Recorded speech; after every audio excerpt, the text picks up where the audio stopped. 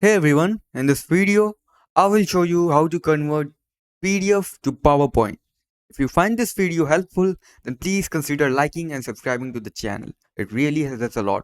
So let's dive in. Now open any browser on your PC and type on the search bar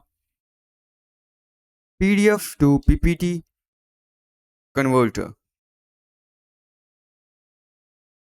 Now go on this website, I love PDF. Click on it.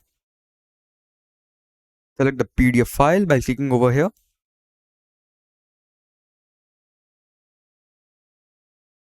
Okay. Now click on convert to PPTX. Right over here on bottom right corner.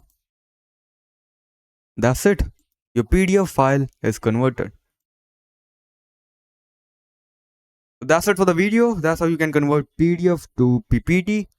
Thanks for watching.